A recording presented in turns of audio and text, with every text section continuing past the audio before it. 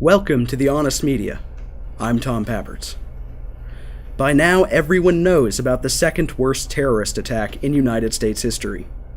We know the name Omar Mateen, the radical Islamic terrorist who took it upon himself to slaughter or maim 103 people in the name of Allah. We know he called the police in the middle of his rampage and declared his loyalty to ISIS. We all know ISIS later claimed responsibility for the horrific event. Unfortunately, the mainstream media and the Democrats are doing everything they can to obstruct this information. I will give you the timeline of events as they are currently known. These are the facts, courtesy of USA Today, Breitbart News, The O'Reilly Factor, and Independent Journal Review. 2 a.m. Gunman enters the Pulse, a gay nightclub in Orlando, Florida. He is armed with an AR-15, a pistol, and is in possession of a yet unidentified electronic device. He fires once, fires again, and then begins firing indiscriminately. There is only one entrance to the Pulse, leaving the occupants with no escape. They must run past Mateen and risk being mutilated or killed in the process. Just after 2 a.m., the Pulse wrote on its Facebook page, "Everyone get out of the Pulse and keep running." 2:08 a.m. According to the Independent Journal Review, a young man runs into the bathroom and texts his mother, begging her to call the police. He texts, "He's coming." The last message she received from her son, "I'm gonna die." 2:17 a.m. Brandon Wolf tweets, "OMG, shooting at the Pulse. We hid in the bathroom and we can't find our friends." About 2:20 a.m., Omar Mateen pauses in the middle of his rampage and calls the police. He pledges allegiance to ISIS. About 3 a.m., the gunfire ends and SWAT teams and bomb squads are called in. 3 a.m. to 5 a.m., the SWAT team attempts to negotiate with Mateen for the peaceful surrender of 30 hostages. Before daybreak, the SWAT team decides to use the cover of night to make its move. As they storm the nightclub, an officer is shot in the head. He is only alive because of the Kevlar helmet he wore. The team eliminates the threat and successfully retrieves the hostages. At this point, the SWAT team is concerned about a possible bomb inside the building. They leave, and the bomb squad enters to do its job. They estimate 20 dead, with many more injured. 5:58 a.m. Orlando police confirm Mateen is dead. 7 a.m. Authorities hold a press conference. They confirm they are investigating possible sympathies for and ties to radical Islamic terror. 10 a.m. Authorities hold a press conference. They reveal their initial casualties count was insufficient. At this time, they declare there were 50 people killed and 53 maimed. A surgeon from the hospital where the maimed were treated asked citizens to donate blood at the local blood bank. A Democrat from Florida and an imam blame guns for the violence. They neglect to mention the shooting happened in a gun-free zone, and in spite of being questioned by the FBI for his sympathies for Islamic terrorism in 2003, Mateen was allowed to have the highest level of license for firearm ownership in Florida, and was a security guard. His position in security ensured his ready access to a gun, regardless of laws. When a journalist questions why the authorities are offering less information at the 10 a.m. press conference than the 7 a.m. press conference, and specifically questioned why the imam is in attendance, they end the press conference. 12 p.m. Mateen's identity is finally confirmed. His father, an immigrant from Afghanistan, claims the attack had nothing to do with Islam.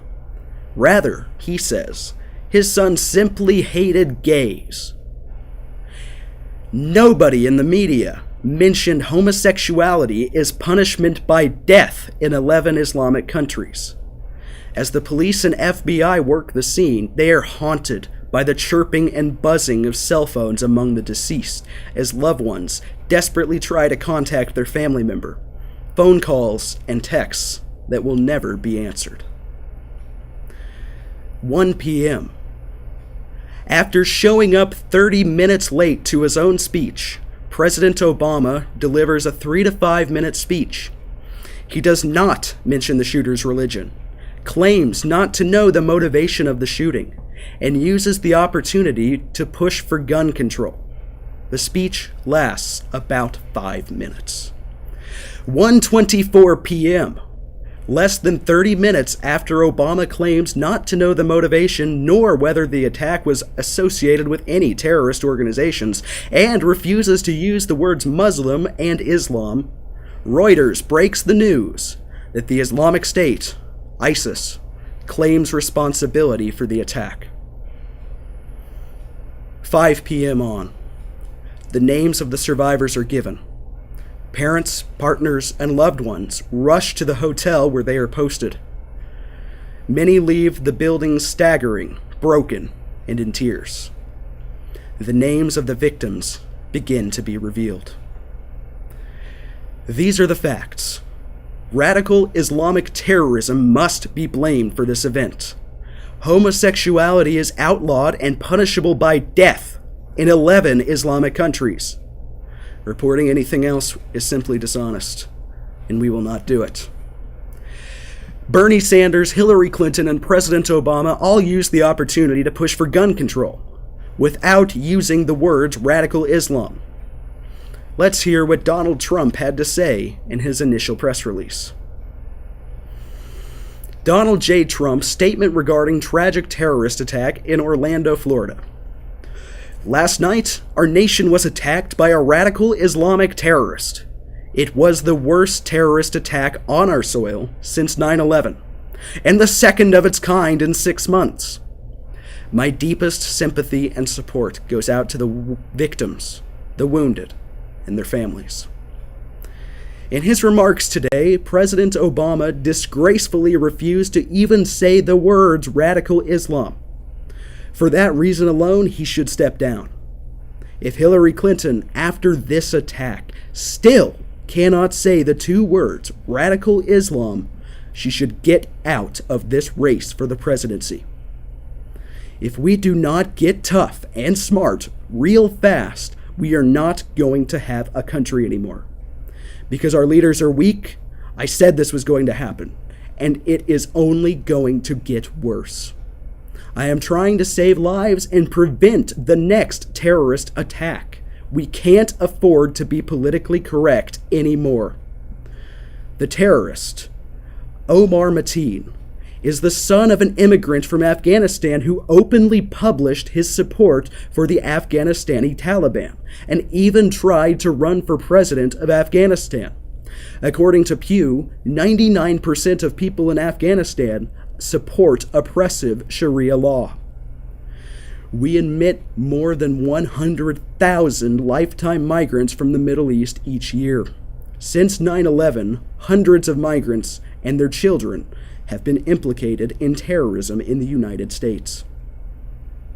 Hillary Clinton wants to dramatically increase admissions from the Middle East, bringing in many hundreds of thousands in a first term.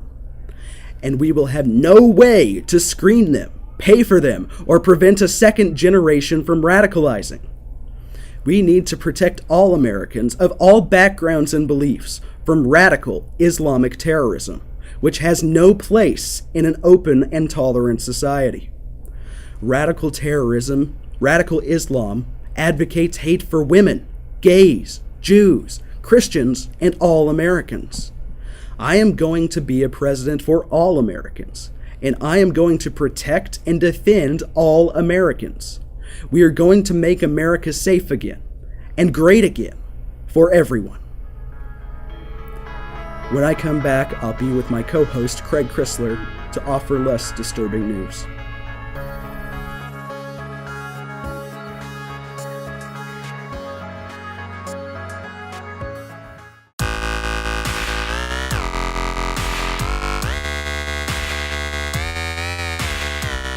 Welcome back to The Honest Media. I'm here with my co-host, Craig Chrysler. So Craig, I think the most fun story, something after that deep, dark last segment, something fun that we can talk about, is the campaign tweet fight. No, that was great. Hillary Clinton unleashed the venom with the crappy internet meme, "Delete this!" Yeah.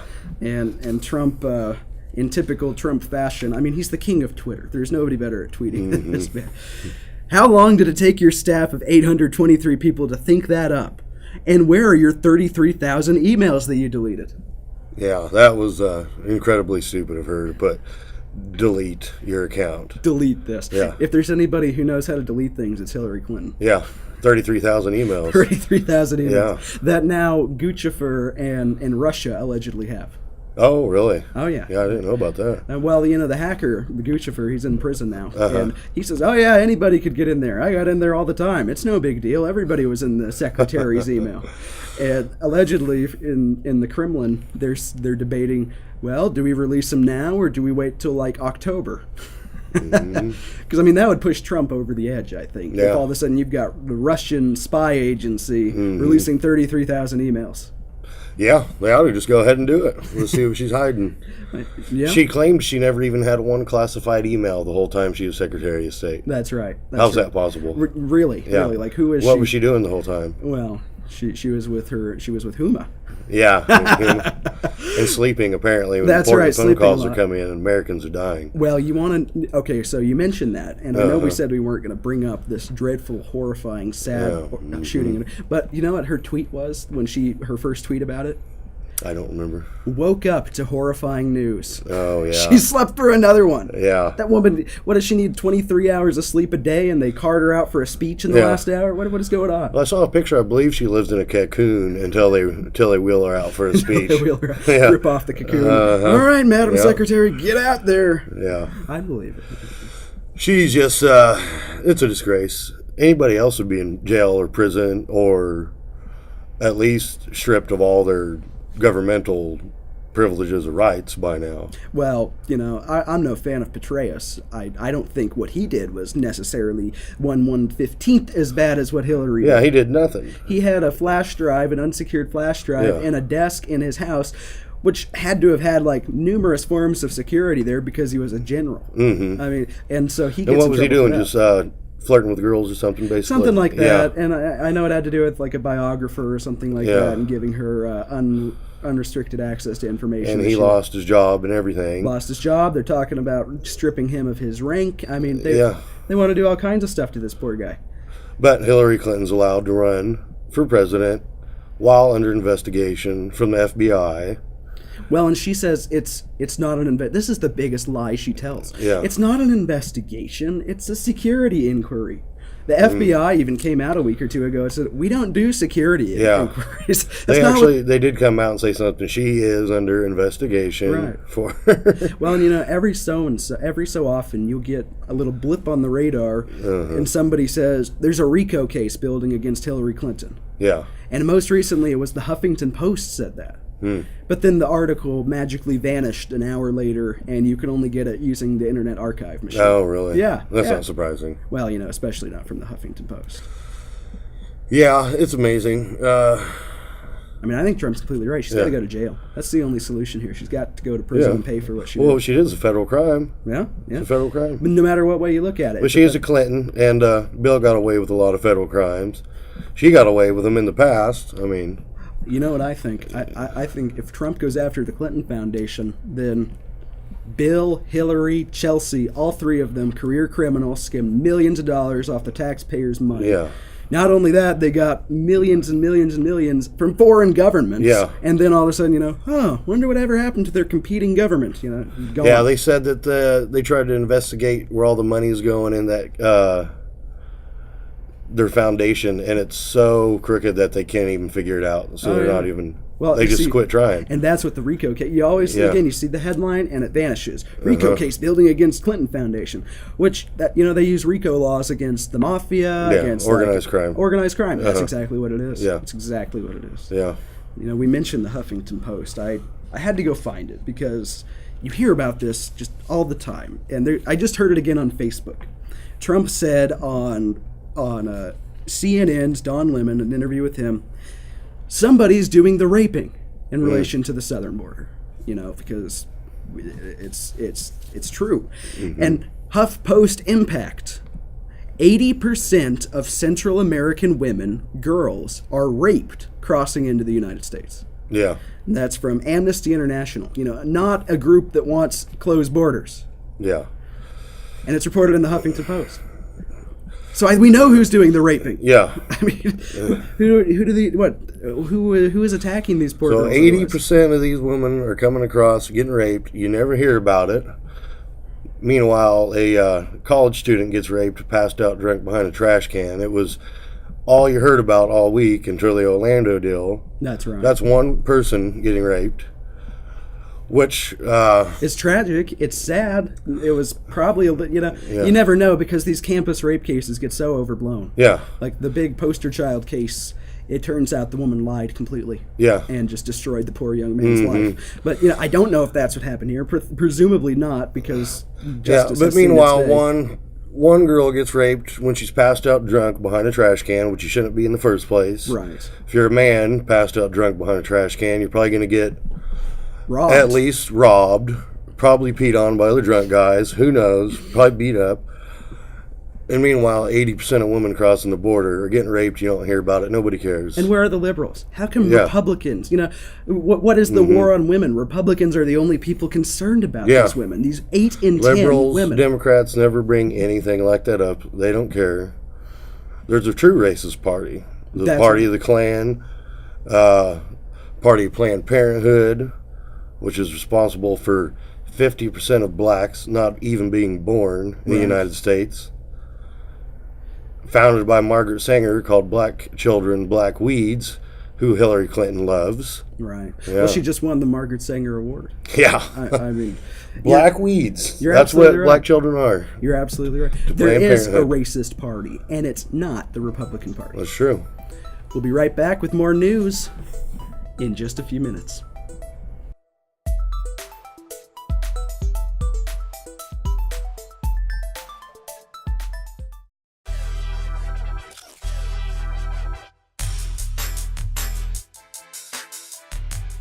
Welcome back to The Honest Media. So, we were talking about the Clintons, and Craig, have you heard of Pocahontas? Oh, I have. Seen the movie, loved it, everything. Well, did you know that she's a real Indian princess? Her name is Elizabeth Warren. Yes. And she's in the government. She's in Congress. Uh-huh. And she might be our new vice president if Trump mysteriously disappears. That's the only way it'll happen. But it seems to happen when you run against the Clintons go to trial against them. When you say anything negative against the Clintons. You might wind up duct taped and shot in the head twice and ruled to suicide. That's true. That poor suicidal man. But Pocahontas. So if you don't know the background, goofy Elizabeth Warren lied about her ethnic background. She said she was a Native American. That way she could get into Harvard and probably get a cushy scholarship and get all kinds of nice accolades. Every Democrat probably knows this. Nobody wants to talk about it but Trump. And so Trump said, well, let's call her Pocahontas. Well, really, first he said Folksahonas, F-A-U-X, but I like Pocahontas better, and I think he does. And just recently, she said, well, yeah, I think I could be a good running mate for Hillary Clinton. I think that'd be good for me. That'd be good for the party. Yeah. So Trump sort of apologized for calling her Pocahontas. Well, that's not true. He apologized to the historical Pocahontas for comparing her to a liar and just a goofy person. Like, what is the matter with this person? He also said that she's very racist for doing that, which I think is a completely valid point, don't you? Yeah. I mean, she's lying about her ethnicity. Yeah. It'd be like if, Craig, you've got that nice, shiny head, you'd be, well, I'm a black guy, and give me free scholarships. Well, I wouldn't be the first white person to claim to be a black person. Now, are you thinking Bill Clinton, or are you thinking Dolezal, or are you thinking Shaun White? The lady. Yeah, that was in the Rachel Dolezal. Yeah, right? That's right. She was like local president for NAACP. And she that's true, because she had it really brought out. Shaun King, people still think this guy who is as white as I am, maybe whiter, is black. Yeah, and he's like one of the figureheads of the Black Lives Matter movement. Yeah, I mean, they can't find a guy who actually shares the complexion, but It's like the liberals. They just say, well, it's okay. It's just trans racism. Oh, yeah. You can just decide what you are now. I forgot. But you know what you don't see a lot of? What was it? You don't see a lot of minorities saying they're white. No. What is the deal with that? Yeah. It's only trans race if you're... We don't get anything free if you're white. That's the problem, yeah. That's a good point. But there's all this white privilege. I know. We've got all I'm this... still looking for mine. I might have left it somewhere. Well, but that's clearly what it is. They want to get rid of their nasty, filthy white privilege. Yes. And be part of some other race. I just wish I could find it so you could all this awesome stuff. Right. Like, yeah. Where is it? Where are all my benefits? I don't know. Where's my white privilege reparations? Yeah, I know. That's a valid point. Now, we talked about VPs. We talked about goofy Elizabeth Warren.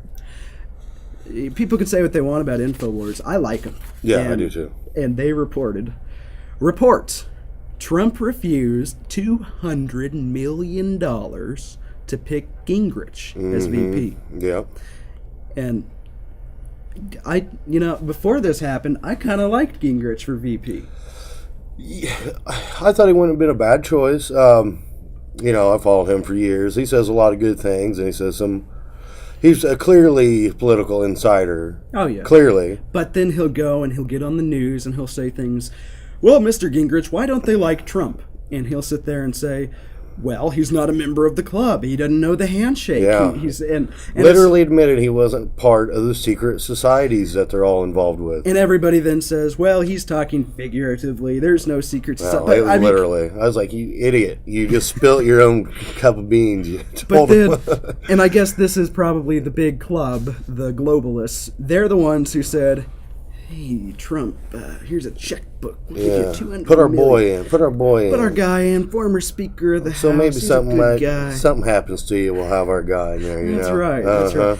But, and if you remember, like a day after this broke on InfoWars, that's when Gingrich came out and he said Trump's biggest miscalculation were the remarks about the racist member of La Raza who happens to be presiding over the Trump University case. Which they never mentioned to La Raza. They just say he doesn't like him because he has Mexican heritage. Right, because he's a Latino. Not because he's a member of La Raza. Right. Well, and of course they take a little bit of Trump's quote and says, because he's Mexican. And act like that's all Trump Mexican, said. He can't get a fair trial. No, it's because he's a member of La Raza. Well, what Trump said is he's Mexican and I want to build a wall. He comes from a specific group of people who are very against the wall and I want to build a wall. But his whole argument was that he's a member of La Raza, though, really. And then it got misconstrued by everybody. And not only is not misconstrued, they lie purposefully. So and the Raza recently did, I can't remember if it was an editorial or if it was on a pamphlet or a website, but they came out and said, Trump's wall is evil, Trump's wall is bad, Trump's wall this, Trump's wall is that. Oh, yeah. And so you would expect Gingrich, of all people, to go with Trump on this. At least I would expect that. Yeah.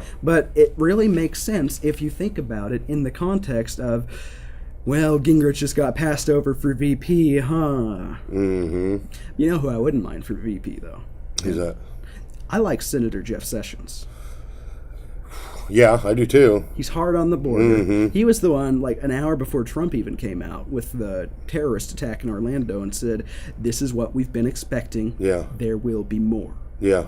And I mean, what other Republican had the guts to go out and say something like that? Only Donald Trump so far. Only Donald Trump. Yeah. Even Marco Rubio does, and he's down there, and he's doing some good things. He's talking about it's an ideology of hate. It's this, it's that. But it's like, where were you? Where have you been? This is not. How come you said that the shutdown of immigration is too much? Yeah. I mean, we've got the son of a Muslim immigrant. Two Muslim immigrants from Afghanistan who just did the second worst attack in American history.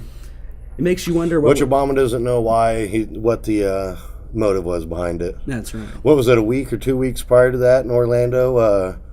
About 2 months. Cleric or whatever, the 2 Muslim months. guy. An imam from Iran came out and said, well, this is what videos of, and so he said this inside the mosque. Yeah. He said that the punishment for homosexuality is death. Well, it's not the punishment, that's to help them. Right, as compassion. We love and have compassion for them, so we should kill them immediately. As a Muslim scholar, he said, there's nothing embarrassing about this. It's what the Quran prescribes. Well, it is. Well, it is, that's right. Yeah. Because apparently they don't accept the teachings of Jesus. He's just another prophet. Then Muhammad comes along and tells them the truth. Well, if you read the New Testament, the Old Testament is a history of everything that happened before Jesus came and changed the entire religion. But and so that's all the atheists like to cling in on, or not even atheists, the state theists, the people who reject Christianity and replace it with the religion of the state. They say, well, look at Leviticus, without any biblical knowledge, without understanding the differences between Judaism, Christianity, and Islam. Yeah. And then they point and say, oh, religions are the same. I don't see a lot of Christians shooting up gay nightclubs. Yeah. Christians hold signs and they get beat to hell for it. Islam shoots up nightclubs and nobody bats an eye. Yeah. We'll be right back after these messages.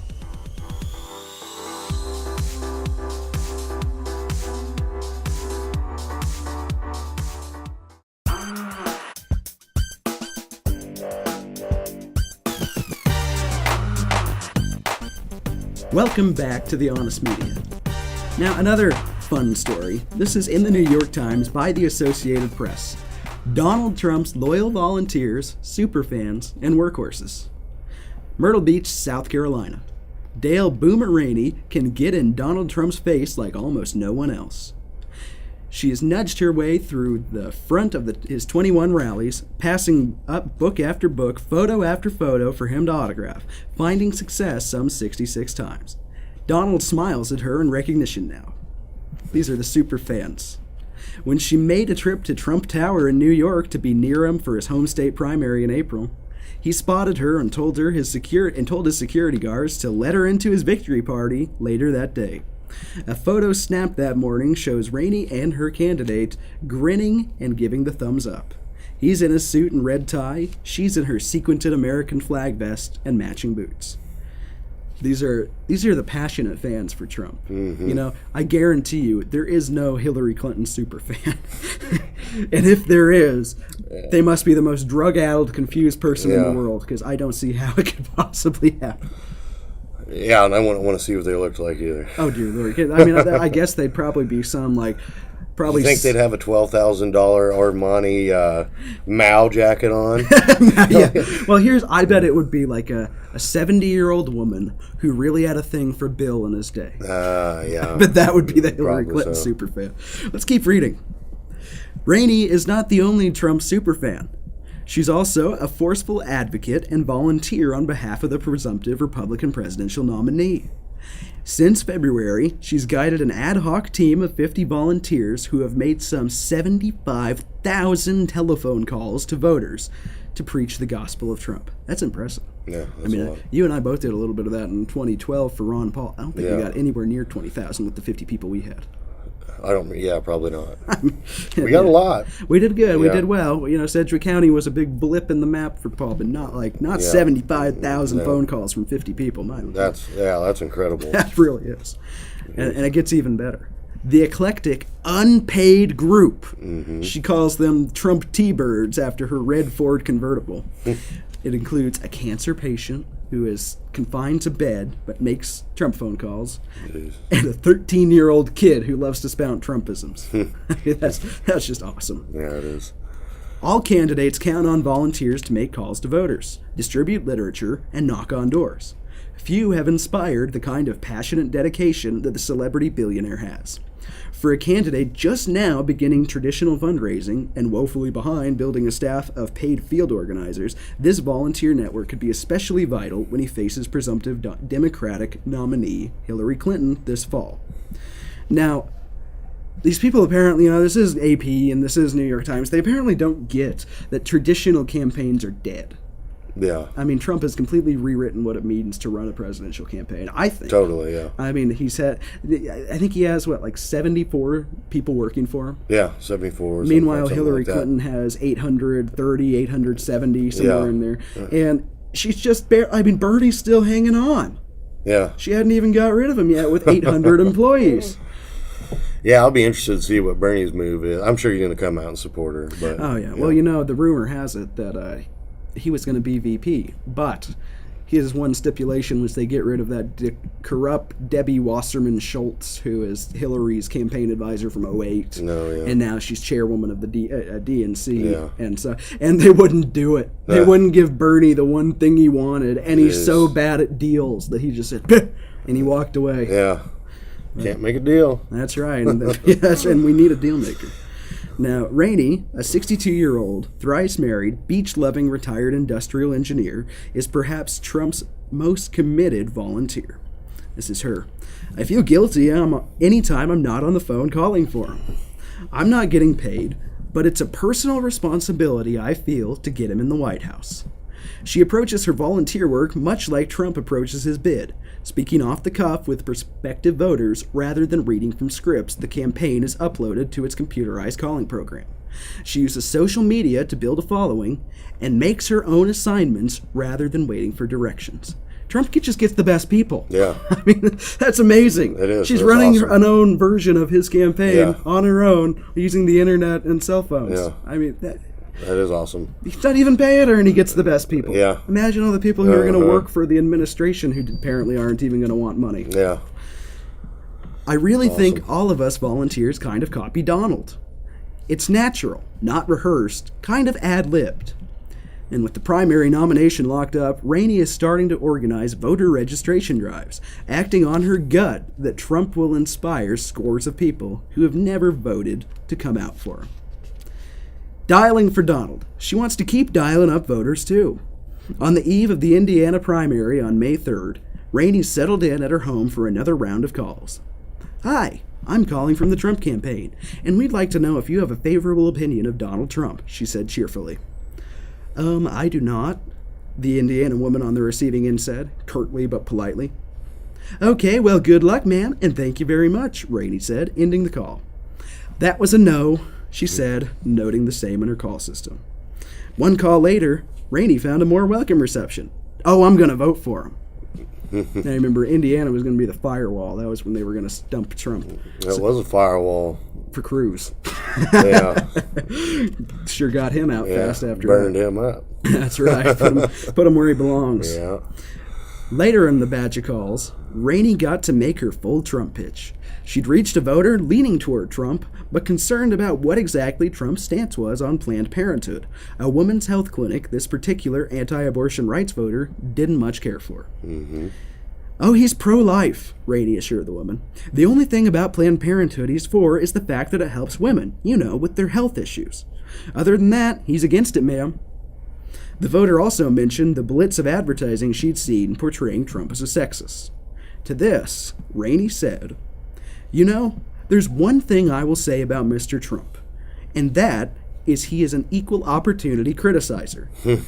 So if he doesn't like someone, it doesn't matter if you're a man or a woman. He's going to tell you what he thinks. Yeah.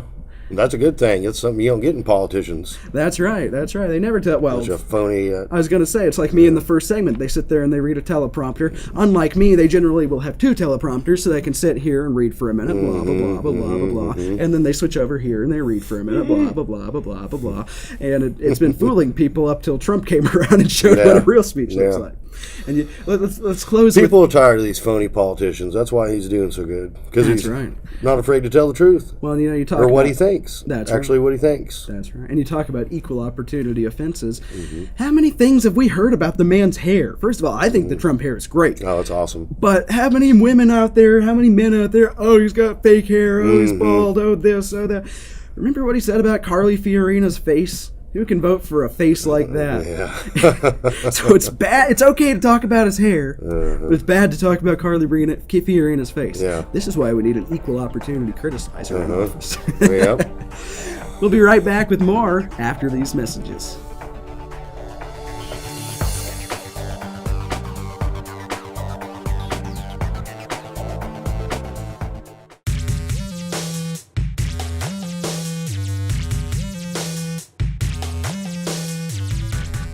Welcome back to The Honest Media. Now, I love Paul Manafort. Paul Manafort, for those who don't know, if you don't know, he was the delegate manager back when the primary was still a thing for Trump. Yeah. And this guy has been a fixture in American and global politics since he helped get Reagan elected. all the way back then. Yeah. And this is from Breitbart.com. Paul Manafort, Romney is a sore loser and a coward. Yeah. Because Romney keeps coming out and saying, Trump's breaking my heart. His trickle-down racism. Yeah, I saw it. Trickle-down racism. What is that? Well, it's their way of trying, because, it worked so well against Reagan when they called it trickle-down economics. Yeah, I know. Recycled the term because we're all that stupid. Yeah. But this is Paul Manafort on the GOP establishment, the Never Trump movement, and specifically Romney. Mm-hmm. Well, I think they're sitting in their cocoon, away from the reality of the world. I mean, Donald Trump is none of those things. And this sore loser, Romney wanted to run, chose not to. He's now attacking this past weekend all the other Republicans who ran for president, as well as saying they should have done a better job. Well, if Romney feels that way, he should have run. He's a coward. Mm-hmm. And this is an interview with Stephanopoulos. Stephanopoulos goes, coward? Manafort. He didn't want to get into the race. He had an opportunity to get in the race and chose not to, and now he's criticizing all those who Trump beat for not running a good campaign. And he's attacking Trump, who got over 3.5 million votes more than Romney got in the primaries this year. And actually, one of the underreported facts is when you look at what Trump is getting today in the Hispanic community, in the black community, in the independent community, he's equaling or doing better than Romney did at the end of his campaign. So Romney is not one to criticize Donald Trump, who has tapped into an angst in America. He's got a campaign strategy, and he's running a campaign and then Stephanopoulos interrupts because he's got to look out for his golden boy Romney. Mm-hmm. It's like, okay, so the Democrats like Romney now. Yeah. 4 years ago, it was, his tax returns, and oh my God, he said that self-deportation. Yeah, self-deport. Who's going to do that? Yeah, right. Well, maybe once the Trump's deportation force starts going door to door, maybe the rest will start leaving on their own. Romney's a piece of trash. He just needs to go on vacation, tie his dog on the top of the car. Oh yeah, and he saw nothing wrong with it. He built a little window into the front for the dog to look out. And it got sick at some point, so he pulled into a gas station and pointed a hose at it. I don't know. Yeah. Animal cruelty is not something I look for in my president. Yeah. I mean, he's a joke. He is last month of when he was running his campaign, he just totally disappeared. Didn't do no media, nothing. That was a total hack job for the Republicans to hand that back over to Obama for some reason.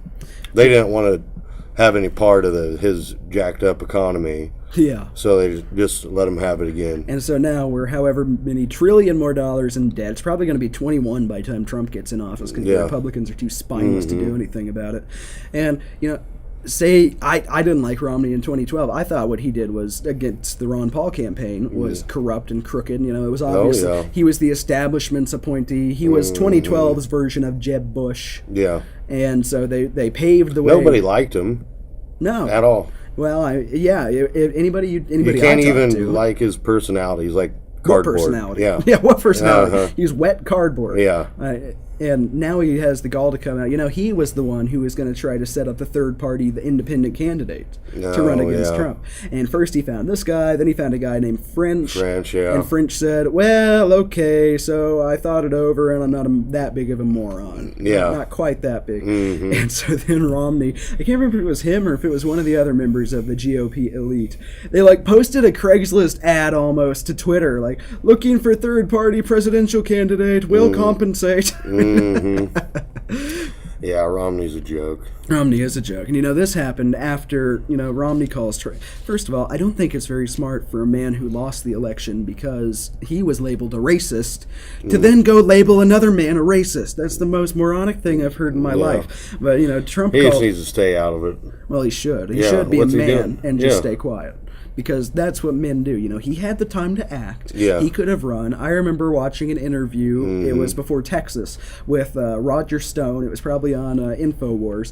And Roger Stone, former Trump campaign manager, writer of The Clintons' War on Women and Jeb and the Bush crime family, he said, well, Romney is feeling bad because he thinks now he should have run. He thinks he could have defeated Trump. And Stone said, if he wants to defeat Trump, then he should be a man and get in the race today. Yeah. He should should get on the primaries in Texas and every other state. He should get on the California primary.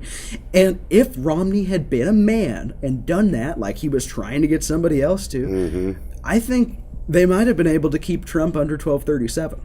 Probably. And then they'd get their contested convention. Because Romney definitely has no short of donors and money. That's right. He probably would have been right up there How with many Jeb billions Bush. did he blow for no reason on that last election? Oh, yeah. Well, who knows? Well, look at Jeb Bush. He had $350 million, and he couldn't get past 2% in the polls. Yeah. 2% low energy. People are done with them fake politicians. That guy's as phony as it gets. Oh, yeah, he really. But I think that because name recognition, he's been running just running and losing and losing and losing. But you're on the ballot that many times, the low information voters. Oh, Donald Trump. Well, that guy Romney, that guy. Yeah, sounds familiar. Let's pencil him in. And I think if Romney had been a man and gotten the race, Trump wouldn't be at 1,500 delegates. He'd probably be right around 1,190 or something like that. He just wants to sit around and cry about it. That's right. And and I'm waiting for the day when he gets behind the Libertarian Party. The Libertarian Party, which he didn't scoff at the party, but Ron Paul is the iconic Libertarian. Yeah. And he treated Ron Paul like garbage, wouldn't adopt any of his positions to the party platform at the convention, treated his supporters like trash. And, maybe if Romney hadn't done some of that, he wouldn't have lost so bad. But I'm waiting for him because, they've got Gary Johnson in the Libertarian Party, and they've got a Bush-era neoconservative who believes in gun prohibition, who believes in gun control as the vice president of the Libertarian ticket. The most un-libertarian ticket there's ever been. Gary Johnson. And a big, naked, hairy guy. Gary Johnson thinks it's okay for a bakery to be forced at the barrel of a government gun to bake a cake for people they don't like. Jeez. That's like making it's a messed up analogy. But it's like making a Jim Crow era abolitionist, or rather, make a black bakery make a cake for a member of the Ku Klux Klan. Yeah, in the shape of a Klan. In the shape of a Klan hat. Well, you have to. It's America. You absolutely have to do that. No, what are you? What are you, bigoted against the KKK? Oh my God. Yeah. We'll be right back with our final segment on The Honest Media.